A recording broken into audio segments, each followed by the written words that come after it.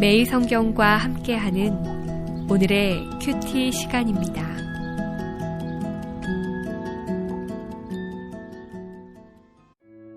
(3월 15일) 오늘의 말씀은 민수기 9장 1절에서 14절입니다. 애굽 땅에서 나온 다흠의 첫째 달에 여호와께서 시내 광야에서 모세에게 말씀하여 이르시되 이스라엘 자손에게 유월절을 그 정한 기일에 지키게 하라. 그 정한 기일 곧 이달 14째 날 해질 때에 너희는 그것을 지키되 그 모든 율례와 그 모든 규례대로 지킬지니라.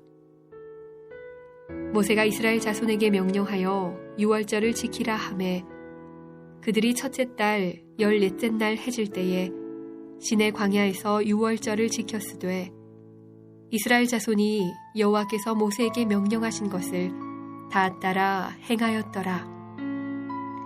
그때 사람의 시체로 말미암아 부정하게 되어서 유월절을 지킬 수 없는 사람들이 있었는데 그들이 그날에 모세와 아론 앞에 이르러 그에게 이르되 우리가 사람의 시체로 말미암아 부정하게 되었거니와 우리를 금지하여 이스라엘 자손과 함께 정한 기일에 여호와께 헌물을 드리지 못하게 하심은 어찌함이니이까.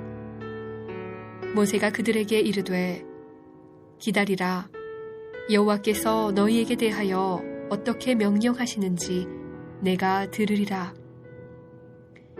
여호와께서 모세에게 말씀하여 이르시되 이스라엘 자손에게 말하여 이르라. 너희나 너희 후손 중에 시체로 말미암아 부정하게 되든지 먼 여행 중에 있다 할지라도 다 여호와 앞에 마땅히 유월절을 지키되 둘째 달 14째 날 해질 때에 그것을 지켜서 어린 양의 무교병과 쓴 나물을 아울러 먹을 것이요 아침까지 그것을 조금도 남겨두지 말며 그 뼈를 하나도 꺾지 말아서 유월절 모든 율례대로 지킬 것이니라. 그러나 사람이 정결하기도 하고 여행 중에도 있지 아니하면서 유월절을 지키지 아니하는 자는 그 백성 중에서 끊어지리니 이런 사람은 그 정한 기일에 여호와께 헌물을 드리지 아니하였은즉 그의 죄를 담당할지며 만일 타국인이 너희 중에 거류하여 여호와 앞에 유월절을 지키고자 하면 유월절 율례대로 그 규례를 따라서 행할지니 거류민에게나 본토인에게나 그 율례는 동일할 것이니라.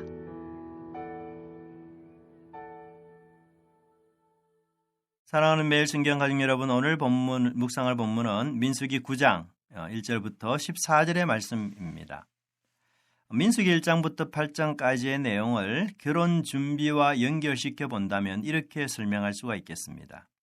인구의 수를 헤아리는 장면은 바로 자녀에 대한 미래 계획을 세우는 것과 유사한 것이고 진의 행군 순서를 통하여 신랑과 신부가 입장할 때에 그 순서를 연습하는 것 같으며 정결케 하는 여러 예식을 통하여서는 결혼 전 신부가 자신의 몸을 단장하는 것과 같으며 더 나아가서 유월절을 치른 이후에 10장과 11장에서 구름이 정금하게 움직임으로 시내 광야에서 출발하는 장면은 바로 신혼여행을 출발하는 듯한 모습을 연상하게 합니다. 결혼이 인생의 새로운 출발을 암시하듯이 이스라엘의 유월절은 모든 면에서 새로운 시작을 암시하는 새 창조와 같은 행위였던 것입니다. 2월 5일, 9월 30일 이런 날들은 저에게 있어서 의미 있는 날들입니다. 아마도 여러분들에게도 의미 있는 날들이 있을 것입니다. 결혼 기념일이 그러하고 첫 아이 출산날이 그러하고 사랑하는 부모님이 돌아가신 날도 아마 그러할 것입니다.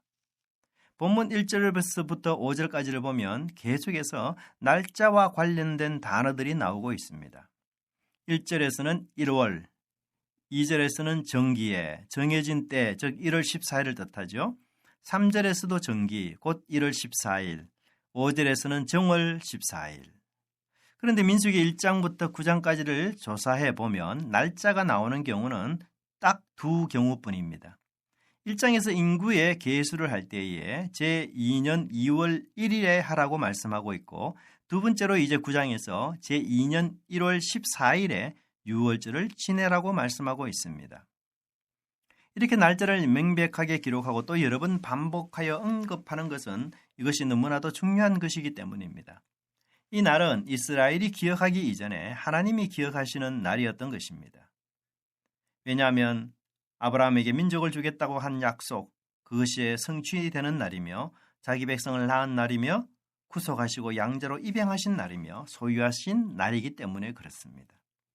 주권을 갖고 이스라엘을 낳으셨고 장대로 삼으셨기에 그 마지막의 완성까지도 책임지고 보장하는 날인 것입니다. 이사야 49장 15절에 여인이 어찌 그 젖먹이는 자식을 잊겠으며 자기 태에서 난 아들을 긍휼히 여기지 않겠느냐. 그들은 혹시 잊을지라도 나는 너를 잊지 아니할 것이라. 사랑하는 애청자 여러분, 여호와의 절기 유월절이 있었기에 나의 거듭남도 나의 구원의 완성도 가능합니다. 나를 책임지시고 보장해 주시는 여호와 하나님께 여러분의 인생을 맡기시기를 바랍니다.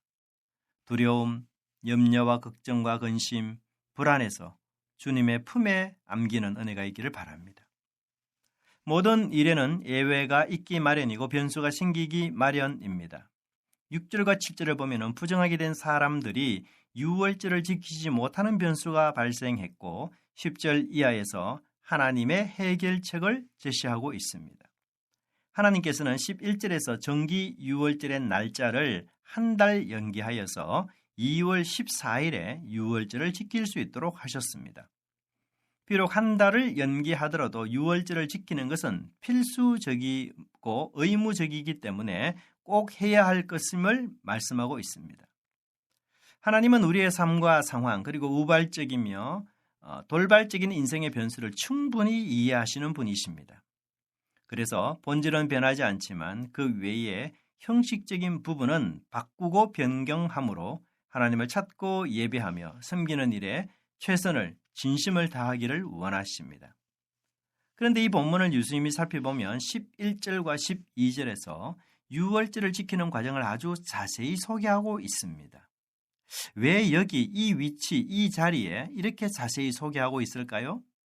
사실 3절에서 1월 14일에 유월절을 지키라는 명령을 할 때에 그 유월절을 지키는 과정을 자세히 상세히 소개하는 것이 정상적이지 않을까요? 그런데 왜 저자는 2월 14일에 지키는 이 유월절에 대해서 무엇을 어떻게 먹을지에 대해서 아주 구체적이고 자세히 말하고 있는 것입니까? 여러분 1월 14일에 유월절을 지키는 사람이 많을까요? 아니면 2월 14일에 유월절을 지키는 사람이 많을까요? 당연히 1월 14일입니다. 2월 14일에는 소수의 사람들만 유월절을 지킬 것입니다. 그래서 2월 14일에 유월절은 아마도 소규모로 진행되기 때문에 사람들은 약식으로 혹은 간단하게 유월절을 지키려는 유혹을 받을 수 있을 것입니다. 그래서 하나님은 2월 14일에 지내는 유월절이 비록 소규모이며 몇 사람이 지키는 것이라 할지라도 정식으로 말씀대로 원칙대로 지켜야 할 것을 강조하고 있는 것입니다. 사람들은 수에 민감합니다. 모인 사람들의 숫자, 헌금의 액수, 교회의 평수, 그리고 그 숫자에 따라서 중요함과 덜 중요함, 귀함과 천함, 필수와 선택, 대예배와 소예배로 나누어집니다. 하지만 10명이 드리는 예배이거든 수천 수만 명이 모여 드리는 예배이건 예배의 중심은 하나님이어야만 합니다.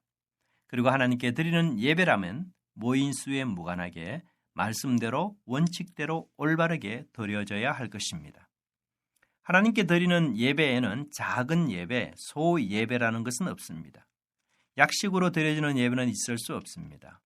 예배의 주인공이 하나님이 아닌 사람으로, 하나님이 아닌 사업으로, 하나님이 아닌 그 무엇으로 변경될 수도 없습니다. 변질된 예배, 뒤틀린 예배를 모두 물리쳐야 할 것입니다.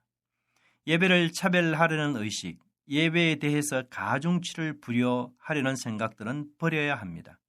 설교자가 누구인지, 어떤 성가대가 찬양을 하는지, 어떤 장로님이 대표 기도를 하는지에 따라서 예배를 판단하려는 그릇된 자세를 버려야 합니다. 적은 수가 모였거나 다수가 모였거나 관계없이 예배 가운데 거하시는 하나님만 바라보며 그 하나님을 진심으로 경외하는 참된 예배자가 되어야 될 것입니다. 기도하겠습니다. 사랑의 하나님, 잊지 말아야 할 그날을 날마다 기억하는 은혜를 주시옵소서. 유월절의 어린 양으로 십자가에서 저희들의 구원을 완성시킨 그 주님의 은혜가 날마다 기억함으로써 저희들의 과거와 현재와 미래가 주님의 손에 있음을 찬양하게 하옵소서.